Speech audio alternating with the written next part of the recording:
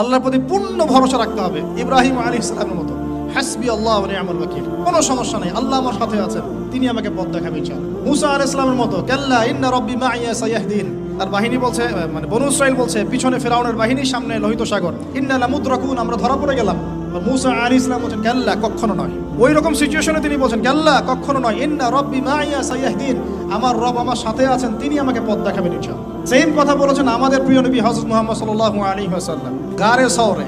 আবু বকর সিদ্দিক বলছেন উপর থেকে তারা আমাদেরকে দেখে ফেলবে, তিনি বলছেন না, লা তাহজান, তুমি দুশ্চিন্তা করো না, ইন্নাল্লাহা মা'ানা, আল্লাহ আমাদের সাথে আছে। এই তাওয়াক্কুল, আল্লাহর প্রতি পূর্ণ তাওয়াক্কুল যার থাকবে, ইন্নাল্লাহা ইউহিব্বুল মুতাওয়াক্কিলিন, আল্লাহ পাক এই তাওয়াক্কুলকারীদেরকে আল্লাহ পাক ভালো রাখেন। বাল ইয়াতাওয়াক্কালিল মুতাওয়াক্কিলুন, আল্লাহর প্রতি ভরসাকারীরা যেন আল্লাহর প্রতি ভরসা রাখে। আমরা সবাই আল্লাহর প্রতি পূর্ণ আস্থা রাখবো ইনশাআল্লাহ, সব ঠিক হয়ে যাবে ইনশাআল্লাহ।